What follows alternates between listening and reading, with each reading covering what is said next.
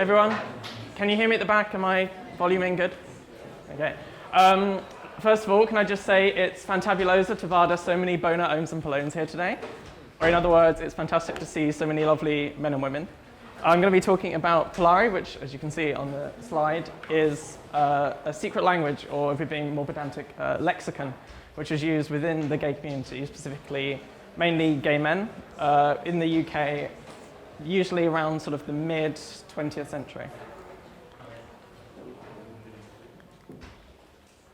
Okay. Oh, the USB's come out, that's why. There we go. So Polari originated in the theatre world, although that wasn't what it said. I must have forgotten to change the slide. So it originated in the world of theatre and sailors and market traders and criminals. There was a big overlap. A lot of sailors, after they retired, found it hard to find work anywhere else, so they tended to go into the theatre, and obviously because that tended to be quite a travelling profession, it also sort of allowed them to continue their travels after they retired. So there was a lot of crossover in slang there, and it became adopted by the gay community to hide from the police. Homosexuality was officially made illegal in the UK, or in England in that case, in 1533. And they had the death penalty removed in 1861, but even in those times, gay men were still at the risk of being imprisoned if they were caught. And this is a stereotype, but in this case it was true. A lot of gay men did work in the theatre, which is why they picked up a lot of theatre slang, and also a lot of them went into the Navy. Yes, it became influenced by criminal slang, Romani, because a lot of gypsy traveller people did work in theatre and carnivals. Yiddish, because of the Jewish community in London, and Italian, which came via lingua franca, which we know as a generic term for a language that a lot of people from different languages use, but it used to be the actual name of a language, which is about 80% Italian, which is used a lot by sailors and merchants. So that came to Polari via the sailors. Also had, sorry, I did edit this, but it didn't say it. Also influenced by back slang, which is a slang formed by just reversing a word, and rhyming slang, which we'll have a bit of a look at in a second. And it declined after homosexuality was decriminalised in 1967, although the age of consent back then was 21, whereas for heterosexual sex it was 16. And it got lowered to 18 in 1994 and 16 in 2001. But after that point, obviously, there was no sort of legal fear, no reason to hide your sexuality to avoid the police. And after that point, the gay community started to get a bit more sort of out and proud, wanted to go on pride marches and show the rainbow flag. And Polari started to be seen as something very outdated and belonging to this past when gay men had to hide themselves and it wasn't part of the new modern gay community. So we're going to have a quick listen to a sailor talking about Polari. Yeah. It's a mixture of, it's like a gay language, but it's a mixture of all sorts of things, of Italian, gypsy, Jewish, and sort of London, all mixed together. And gay people sort of adopted it for themselves like a secret language, so they could talk to each other in front of straight people, so they wouldn't know what was being said about them or about the situation, you know, because you could say, oh, vada the bona econ the omi, and it meant have a look at the nice face on that chap over there, and he wouldn't know what on earth you were talking about, or you might get a wallop. That's how it started, and when I went to sea, I knew very little about it, and I was, you know, intrigued and couldn't wait to learn it all, and I learnt very quickly, and I used it all the time, and I still do actually. Much to the amusement of some of my family and friends, but even they seem to learn it eventually, because they ask you, what was that you just said? And they pick it up and they enjoy it for some reason. I don't know why people seem to enjoy Polari immensely. The gay people use. Sorry about the quality there, but hopefully you got most of that. Okay, we're going to watch a clip of a short film in Polari, but first of all I just want to quickly go over Cockney rhyming slang, because it had a big influence on Polari, and just to check that you're familiar with it. So this is the type of slang which came out in East London, and it's formed by using a word which rhymes with the word you're trying to use, and then often shortening it. So, for instance, Burke, which is used to mean idiot, and that comes from Berkshire Hunt, which is rhyming slang for a much ruder word than idiot.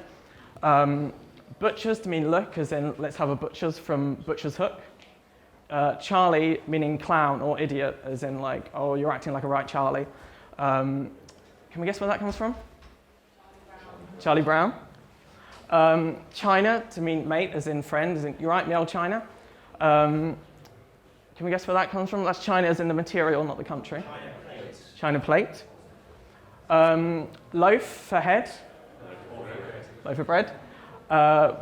Porkies for lies. Porky pies. That's a well-known British phrase. Rabbit meaning talk, as in if you know the Chas and Dave song. Rabbit and pork. Raspberry for fart. Raspberry tart. Do we know what blowing a raspberry is? Anyone want to demonstrate? There we go, thank you. And, sorry, it's quite hard to see down there, but a Scooby, for a clue, as in you don't have a Scooby. Scooby-Doo. Okay, so we're going to watch a short film called Putting on the Dish, which is done pretty much entirely in Polari, and I'm going to be translating for you because it is pretty much unintelligible if you don't know it. And also talking about where a lot of the words come from. Sorry?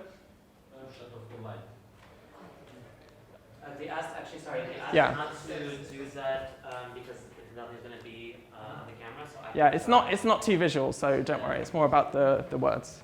Is it okay if we turn the lights off or no? For a moment, for this video, it's good.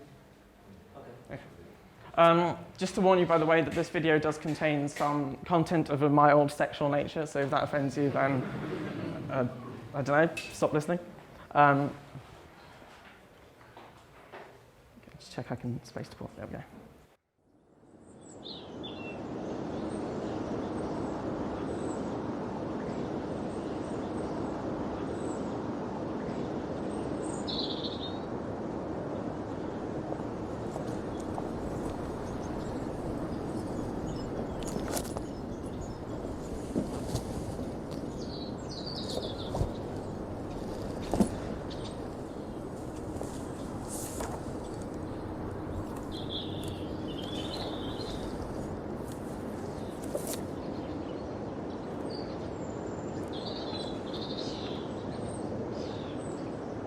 I've read that. So the book he's reading is A Clockwork Orange, which is also based around a particular kind of slang. So they included it in there as a reference to that. It's all gobbledygook. Ending's naff too. Naff means rubbish, crap. It's a word we still use in the UK today, although not as much these days.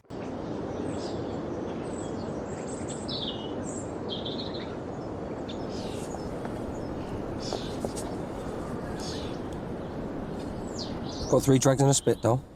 3 drags and a spit is a cigarette. That comes from rhyming slang spit and drag for fag, which is the British term for a cigarette.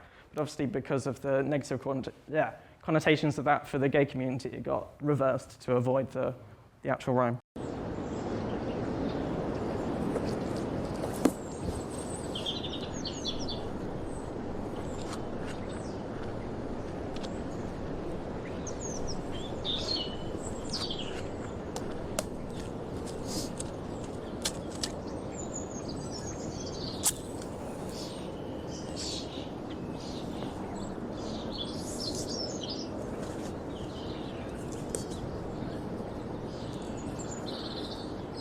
You from round here then? More or less. Iron's the place to be. Irony is an old word for London. Like a lot of slang terms, we don't actually know where that comes from. Bona bats, what size are your plates? Okay, now we're getting to the good stuff. Bona bats, nice shoes. Bona from the Italian word, obviously. Bats, we don't know where that comes from. Plates is rhyming slang, plates of meat. Feet. Which Italian word? Sorry? Which Italian word? Buona, from buona. It's a corruption of it. 10, I think. What about your lappers? They're size 10 too? Any Yiddish speakers here? Lappa is a hand, so lappas in this case means fingers. Slavic root. Sorry? It's a Slavic root from Yiddish, but it would be a Slavic root. Oh, it's a Slavic root. There we go. But you'd play the Striller's real boner. Is this your usual spot? How do you mean? I've got your number, Ducky. So they're referring to a spot to meet men to pick up. Ducky is an affectionate term.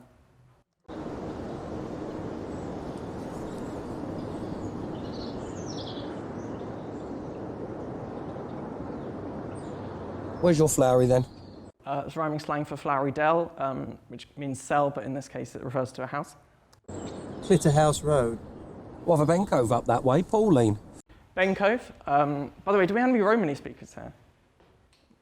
Okay, I'll have to guess the pronunciation on my own. Ben Cove is a good friend from Italian bene and the Romani word codo, which means this one or man or friend. Pauline Mark. That's the one. By the way, when they say Pauline, so this was a time when the kind of boundaries between gay men and trans women were a lot more blurred, and sort of transgender as an identity hadn't really sort of begun to establish itself as a separate thing.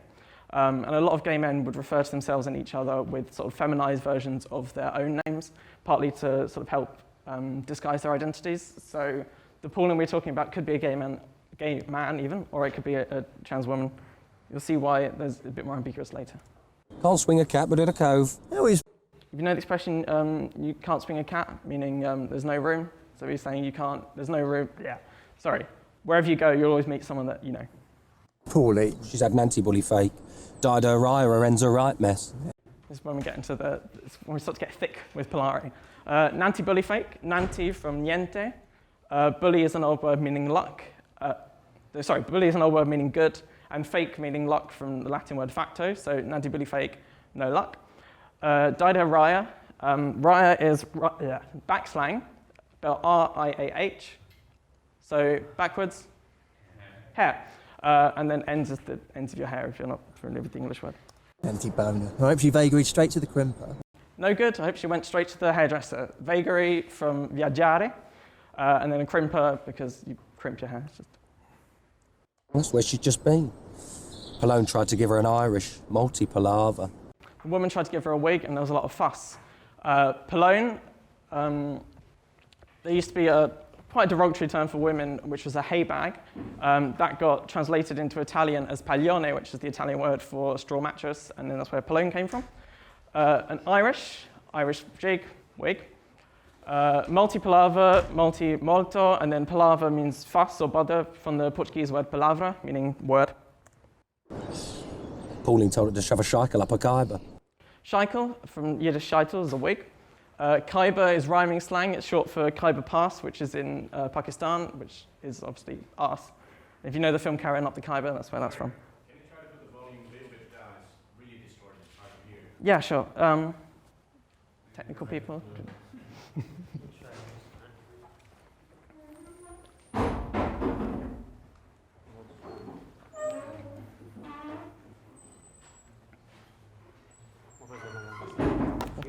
Try on the laptop. There we go. Hopefully that works. Oh, can't afford to. She didn't say that. Mate, wee ducky wee in your actual English. She's all wind and piss, Pauline. She's all mouth and no trousers, she's all talk and no action, however you want to translate that. She's still with Phyllis then? Haven't you heard? She's been a real boner rober. Blowing the groundsels, ling-grappling dilly boys, trolling the back slums. That's a lot. Blowing the groundsels means, this is where we start to get a bit sexual by the way. Blowing the groundsels is having sex outside. Groundsel is a type of plant. Ling-grappling dilly boys, sleeping with male prostitutes. Trolling back slums, walking through the alleys, looking for sex. She had to be Battersea twice last month. Battersea is a part of London which in the Victorian times was home to a hospital for sexually transmitted infections. So it means that she's had to be treated for those. She didn't. Pauline's a stretcher case. She's tired, exhausted. Trolled in one notch, he devoured a Phyllis plate and some shin bars she blagged in the brandy latch. Dish the dirt. Dish the dirt means spill the gossip, which is where putting on the dish the title of the video comes from. Trolled in one noche. She came in one night from notte, Italian, to vada filis, to see filis. We've already seen vada means to see. Oh no, I didn't tell you that. Anyway, plating some chinoise. Plating is rhyming slang for filleting. And a chinois, either from French or Yiddish, I found conflicting sources on that, but it's a slightly derogatory term for a Chinese person. She blagged in the brandy latch she'd picked up in the toilet. Blagged specifically means picking someone up for sex. The brandy latch comes from brandy and rum, which is rhyming slang for bum, and then latch, just a lot. That's what you laugh at, really? It's all over grumble for Pauline. That's 19th century slang, meaning it's all gone wrong. Nanti Denali up to her elbow in the national handbag. She'd only just gone in for a remould. Nanti denari, no money, from Italian again. The national handbag just means the unemployment benefit. She'd just gone in for a remould, means she'd had sex reassignment surgery. Had to refake her entire basket. Refake, redo, again from facto. You can probably work out what basket means. You'll see in a sec. Speaking of baskets, Oh, Gloria. That'd stretch your corribungus. Gloria means God. You can probably work out what a corribungus is. It's arse. tune Mind you, it's the dolly ones that disappoint. Dolly means pretty. It's from the Irish word, I hope I get this right, doil, possibly. I was seeing this HP from Sheffield once. HP stands for omipolone, which literally means man, woman, but it means a gay man. And Sheffield is in the north of England, if you didn't know that. Plates the size of bowling pins, thought it was in for a right boner chavering. No. Plates, feet, chavering is a... Can I swear? Chavering is a fucking. It's from Romani again, so a chavering donna would be a prostitute. Vada to Vada in the larder. Nada, nothing. Vada, see. So nada to vada in the larder means there's nothing downstairs. Bijou. Bijou, you'll recognise French speakers as the word for jewellery, but in this case it means small. There is a profession in the UK which still uses the word bijou. Anyone tell me what it is? Estate agents. So if you see a house listed as, or a house or a flat described as bijou, it means it's a polite way of saying it's really small. So don't buy it. You needn't put the brandy on for that, I said when I saw it. Mind you. Brandy is lube. She was heavy on the lech water. Had to use the Daz to get a Maria out my libbage. Daz is a cleaning product. Libbage is a bed or bed sheets, so you can work out what she was heavy on and what she had to clean out of the bed sheets. Take your time. Oh, vile. She's always been that way then, Phyllis. She's a walking meat rack. Fantabulo's a bit of hard. Fabulous bit of sex. We used to act dicky together at the Crocus Chovy. We used to mess around at the chemist. A croaker is a doctor and a chovy is a shot. That's a Romani word. Noshed me off once while I was giving a fungus his drabs. Nosh me off. Anyone? Okay, I'm seeing laughter. It's a reference to oral sex, and it's a Yiddish word again from naschen, which means to nibble. Sorry if I got that wrong. A fungus is an old man, and drabs is medicine. That's skill, that. Well, she used to do it all the time. When we were at the exchange together, she'd one lil on me collar, the other on the switch. Never even got off the Polari pipe. Exchange is the telephone exchange back from the days when you used to have to physically connect people up. The collar is a penis, and the Polari pipe, literally talk pipe. That's obviously that's by the way where the name Polari comes from parlare. So telephone. Sad to think of her in the queer chem, really. It's a slang word for prison, and it's older than the use of queer to refer to gay people. What do you mean? We had her running with a lily law. They used to tended to refer to policemen using sort of feminising words to make fun of them and also sort of reduce the fear of them, really. So they use words like lily law or Hilda handcuffs. Oh dear. Sharpie flashed his cartso in the Kazi. Sharpie policeman, cazzo from cazzo, penis. Kazi is another word we still use today, and it's a toilet, but it comes from casa, meaning house. I hope she kept her ogles front. Well, she's got amblyopia, hasn't she? She can practically hold Vada sideways. Amblyopia is a lazy eye. What did the beak say? It was very harsh. Magistrate. Asked if she was sorry. Was she? Only that it wasn't worth the look she got.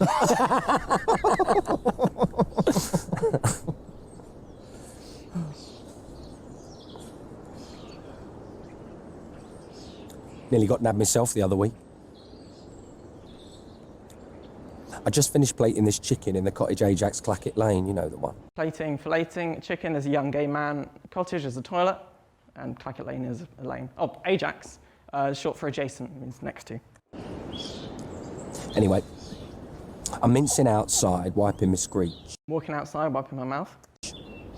And who should I bump into? But one of your ugly daughters. Again, the feminising term for a policeman. There's a poof in there, I said. That's an offensive word for gay men. Nabbed him with his caffies down, I suppose. She'd have never varded it coming. Must have been a right ferracaduza. Ferracaduza is from the Italian fare cadere dosso, which means to knock somebody down, if I'm right there. And it means like a blow, a shock. Sharda. You're disgusting. What? Okay, so we'll leave it there, but if you didn't get what was going on, he was having sex with a man in the toilet and turned him into the police to avoid getting arrested. Okay, so you can see how if you don't understand Polari, then it's completely unintelligible to you, which is why it was so useful as a form of slang. This is just to demonstrate how Italian is a big influence on most of these words. A lot of Yiddish and Romani as well, some other languages contributing a bit, but it's mainly those three, and out of those, mainly Italian. Whoa. What did I just do? Right. So a few Polari words have survived into the modern day. Barney, meaning an argument or a fight. We don't know where that comes from, but it's not rhyming slang for Barney Rubble, the character from the Flintstones. Butch, nowadays mainly used in the lesbian community to refer to women, but in Polari it could also be used to refer to men. So a butch omi was a manly man, and it's short for butcher, which is obviously a manly profession. Blag in Polari meant to pick someone up, to have sex with them. Now it means to get something, like blagging a cigarette, for instance. That's from French. Camp, meaning feminine, but it can also mean, thank you. It can also mean sort of highly decorated, like the expression camp as Christmas, because Christmas there's loads of decorations and lights everywhere. And that's either from Italian or that's from Italian, possibly. Kazi, as we saw, meaning toilet. Sorry, it's a bit dark, but mince, meaning walk effeminately. Well, that's meant to be over there. We don't know where that comes from, but yeah. And then naff, obviously meaning rubbish or crap. That's either from Italian or possibly from the slang word naffhead. Became popular as a polite swear word, like telling someone to naff off, from a TV show called Porridge. And supposedly Princess Anne also used it to swear at a reporter. Ogle, which in Polari meant eyes, and now it means to look at someone sexually in a creepy way, from Dutch. Scarpa, meaning run away, from Italian, I think it should be scippare, to run away. Slap, meaning makeup, which just because you slap it on your face. Hopefully a bit better than that. And then Todd, meaning alone, as in on your Todd, on your own, which is rhyming slang for a 19th century jockey called Todd Sloane. So that came from Cockney rhyming slang via Polari. And then, sorry that's a bit dark, but zhuzh, that's Z-H-O-O-S-H. To zhuzh something up is to smarten it up, make it nicer. And that's from Romani yuzer, to clean. So actually might also be from Yiddish. That might be from Yiddish. Okay. So Polari has had a few instances in popular culture. By far the biggest one is a radio show back in the 50s called Round the Horn. This was when radio was a huge thing in the UK. Round the Horn, this is a comedy show, by the way, used to get 9 million listeners a week. And these two people up here, Hugh Paddock and Kenneth Williams, were both gay men. You may know Kenneth Williams from the Carry On films, if you're familiar with those. And they play characters called Julian and Sandy, who were a gay couple, although this was obviously before homosexuality was legal, so they couldn't be open about it. But they used to talk a lot in Polari.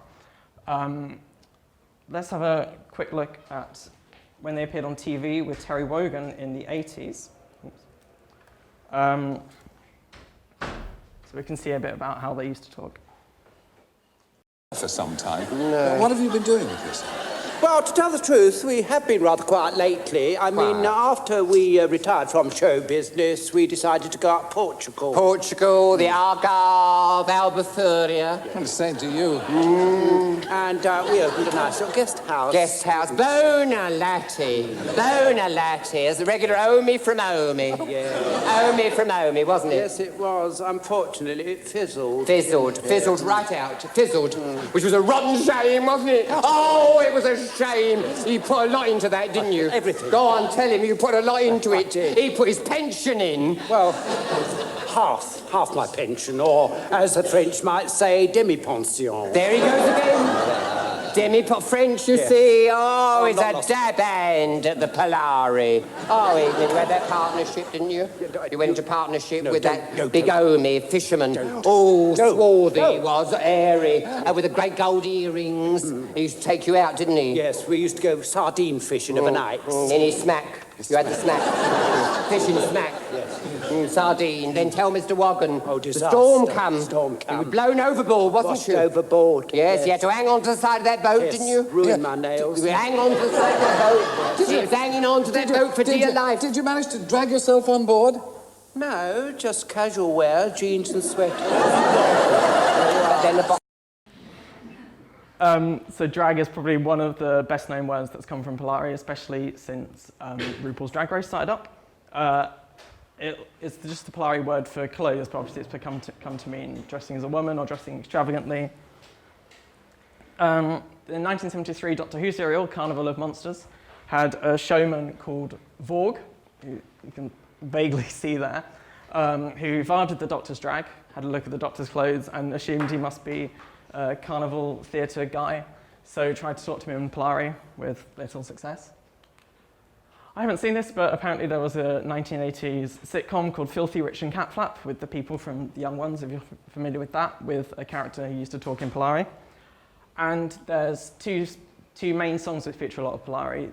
Piccadilly Polari from Morrissey's album Boner Drag, which is also Polari for nice clothes, and Girl Loves Me from David Bowie's album Black Star. Probably the most translated book in the world also has a Polari version, which was made by the Sisters of Perpetual Indulgence. See if we recognise, in the beginning, Gloria created the heaven and the earth was nantiform and void, and Munge was upon the eke of the deep, and the fairy of Gloria trolled upon the eke of the aquas. And Gloria cackled, let there be sparkle, and there was sparkle. Do you recognise it? Genesis chapter 1. Eek, by the way, is another backslang. It's short for ECAF, ECAF, face. How about Nishta Ferracadoza, Nishta commit adultery, Nishta sharper, Nishta bear false varding fakement against Naomi Ajax, Nishta ogle Naomi Ajax's lati, Nishta ogle her Naomi Ajax's polona fair, Nishta her homie servant, Nishta her balone servant, Nishta her ox, Nishta her ass, Nishta any fakement that is Naomi Ajax's. Do you recognise it? It's the 6th to 10th commandments, yeah. Ferracadoza meaning kill, as we saw in the video, it also meant a knockdown blow. Just want to end by talking about another example of a code that was created within the gay community, this one from the US, the handkerchief code. So gay men who were looking to pick someone up would walk through the street wearing handkerchiefs in their back trouser pockets. And whether they wore them on the left or the right indicated whether they were a top or a bottom. And there's an example there, by the way. It's a bit dark, but you can see the handkerchiefs there. And the code, which I'm about to put up, there are, again, some sexual themes, so be aware. So this is a basic idea of the kind of codes that would be used. So yeah, questions? I'm going to put it off that screen for the questions, put it over there. We're ending a little bit early, but where's the microphone? No? Oh. There should be a portable one, is there not? Okay, I'll just try to talk really loudly, I apologize for that. Okay, so the first shortest question that we have so far is there any dictionary of Polari? There are a few books which have been made about this. There's one which I believe is just called Polari, which is a pretty comprehensive glossary. You can also go online, and there's quite a few examples of, there's quite a few comprehensive dictionaries. Not so good at telling where the words come from, though. That you have to look into a bit yourself. All right, next question. In which ways could a random gay guy just begin learning, understanding, and using Polari in his day-to-day life? How much time would he need to reach a high level of fluency? Well, in the 60s, probably you pick it up from the community. Nowadays, so I should say, by the way, it's not very well known these days. Even as far back as the 90s, it was very much something which only older gay men would know, and younger gay men wouldn't be familiar with it, or maybe wouldn't have even heard of it. And that's still the case today, judging from conversations I've had with people. And obviously nowadays, most of the people who were in the gay community in the 60s, there won't be many of those around. So yeah, it's pretty much, like I said, it's pretty much just a lexicon. There isn't much grammar to it. So yeah, I'd imagine just learn all the words, though you wouldn't really find many people to speak it with, unfortunately. So there's a few questions that pretty much say the same thing. Is there anyone today that actually still speaks Polari or knows, let's say, this lexicon? So the Sisters of Perpetual Indulgence, which is an order of nuns. Sorry, I shouldn't have coughed then. That sounded very suggestive. But obviously they're not real nuns. They're the ones who created the Polari Bible, and they still do a lot of their services, a lot of their ceremonies in English and Polari.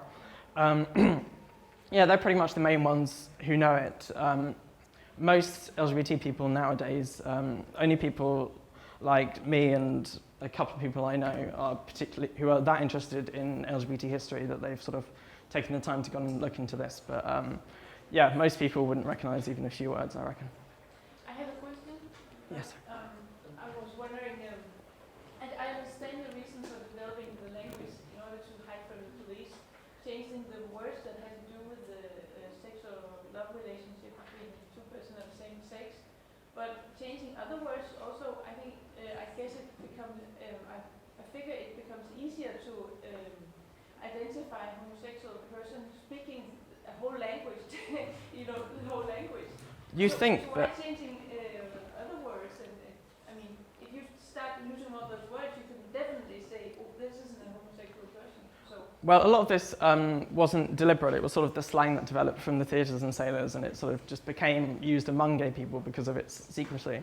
But it really wasn't that well known. Even when Julian and Sandy were on Round the Horn broadcasting to a fifth of the country, most people had no idea that what they were speaking was gay slang. It was actually a way a lot of gay men would find out if someone's gay. So if you would go up to someone and say, bonus Avada, and they had no idea what you were saying, then you know they weren't. And if they did, then you spotted a fellow gay person. Next question. Where does the name Polari come from? Does it mean anything in and of itself? It's from the Italian word parlare, to talk. Let's see. Was it inclusive of non-men? Big question. So like I said, maybe I didn't say that, but sex between two women was never illegal in the UK, although it wasn't exactly particularly well supported. But lesbians wouldn't have had the need to hide from the police quite as much. So partly that's why, and also partly because it tended to be gay men who moved in these like theatre circles and the Navy. Like I said, back in those days, the line between gay men and trans women and between lesbians and trans men as well was quite blurred. So this would have also been used among the trans community. You may have noticed a lot of people in the video referring to a lot of gay men as she. That's quite common. So regardless of what gender someone is, it's quite common to refer to them as she. But yeah, this is mainly a slang for gay men, so it wouldn't have been used as much by lesbians. This is a bit related to the previous question, but perhaps a little bit different. So when it became more well-known, or at least to some people clear that this language and this slang existed, how did gay men avoid it being used by the police for detection, etc.? That's a good question, actually. So the story that was referred to in the video that we watched, it was quite common for policemen to go plain clothes and hang out in a lot of the places that gay men would frequent to pick people up, and then proposition them for sex and then arrest them. I don't know whether the police would have been particularly familiar with it. I'd imagine there would have been a lot of disdain of the gay community among the police, and they probably wouldn't have put that much effort into sort of examining the culture, and they probably have just gone for the known hookup spots. Are there meetups for people like for Esperanto, Polari speakers? Not as far as I'm aware. As far as I'm aware, it's only in the Sisters of Perpetual Indulgence who really use it. I know we said that it's not necessarily considered a language, but a question as such, is it considered an endangered language? Was there anyone who's, let's say, more academically or... If we were to consider it a language, it would be very much endangered, yeah. After 1967, it really declined in use. What you might consider native speakers, people who actually used it within the community, would only have been people who were born before 1950, really. So there'd be very few of those left. And most LGBT people these days, especially the younger generations, don't really put much effort into learning about this kind of older pre-legalization history. Sorry, decriminalisation, there's a difference. How did it spread throughout the country? Partly it would have been, it was quite localized in London, but also it would have been spread, I imagine, by sort of interactions of gay communities with each other. Particularly in big cities, a lot of gay men would go to big cities even before they were able to be out, because obviously more people there means there's greater chance of finding fellow gay people, which obviously is still the case today. And there were these kind of communities. So yes, it would have been mainly within cities. I'd imagine it also been spread by itinerant theatre people, carny folk, or you want to call them, and sailors. So that's all I have for now. Was it spoken in other countries, and was it mutually intelligible, I guess, with other languages? Very much specifically a British thing. I don't think it made it across to the US, for instance. I don't think it was spoken in Ireland either. Sorry. I'd imagine if you were an Italian and English speaker, you might recognize a few of the words, but obviously they changed a lot as well. There isn't really a comparable slang. I don't think, maybe this might be different for other languages, I'm not sure about those, but in the English-speaking world, there wasn't really anything that was comparable to Polari. So we sort of answered already, the two questions that are similar. Are there Polari-like languages in other parts of the world where homosexuality is still criminalized? And are there any other languages that are similar to Polari in the world, or have, let's say, a similar genesis story? So the kind of circumstances under which Polari was born were a very sort of specific set of circumstances, like I said, with the influences of the Navy and the theatre and the particular interactions of gay people with those communities. I'd be interested to know if there, as far as I could tell there aren't, but I'd be interested to know if there are similar kind of things. Obviously there is gay slang, and even today there are some words which are particularly well known within the LGBT community. A lot of them coming from African American English, like wig, wig, right? Clearly not. So a lot of words that are specific to the LGBT community exist even today, so I'd imagine it would be kind of similar to that in those countries, but I don't think there's quite this broad, kind of expanded lexicon. I've come in contact with this sort of thing in Brazil, in Indonesia, in Thailand. Okay. Yeah, the lexicon is actually quite extensive. Okay. Do you know what they call it in those countries? I know what and in Israel, I know what they call it in Hebrew. They call it ochchit. Because ochcha is like a Moroccan slang for a very feminine man. And so the language that they speak among each other is ochchit. And it seems to be migrating into the general lexicon with songs, and it's actually quite amazing. Do you know if it's to the same extent like we saw that video where a normal Hebrew speaker wouldn't be able to understand a thing? Or? That's the thing. I think maybe a normal Hebrew speaker in Tel Aviv today maybe would. Because there's a big gay community in Tel Aviv, isn't there? Yeah. There's something similar in Russian, but I wouldn't say it's something like, it's called flowery, but it's kind of talking in a very feminine way, or talking about yourself with the feminine sort of pronouns and things like that, but I wouldn't say it's something that's not intelligible. Yeah. I'd say it's actually very obviously gay, but maybe... It's like almost like a grammatical slang. Yeah, like referring to yourself, let's say using the female past tense, feminine past tense, rather than using a masculine past tense, or talking about yourself, or just calling someone with a picture, something like this, in that sort of way, but I wouldn't really call it a dialect from this. Maybe it is, maybe someone's actually Portuguese, Brazilian Portuguese, the same. Sorry? That's in Brazilian Portuguese the same, because in Brazil we have a pajubá, which is like language lex from the trans community, and use a lot of words coming from the from African language from the states that came to Brazil. So I have a little bit of indigenous language, so it's a kind of mix. So it's completely unintelligible to Portuguese, pure Portuguese speakers. However, right now it's migrating to the gay community, non-trans, cis community, and then, but not still the straight community, still very unknown from the straight community, but the gay communities became using more and more of the words from Polyglot as originally from the trans community, out of resistance as well as the same as Polari. Okay, that's interesting. So you had a question. I'm trying to resist the urge to point at you with the light. Can I add something to this? Yeah, sure. There's something similar existent in India, in the Bengali-speaking part, and it's a mixture of languages like from the surrounding states, like it's a mixture of Oriya, Hindi, Bengali, and Assamese, which are the neighboring states. So it doesn't have a documented history or a grammar, but it's a mixture of those languages, and it's in decline after the decriminalisation of homosexuality in India. And there was a sizable population who used this language 10 years back, but it's on the decline now.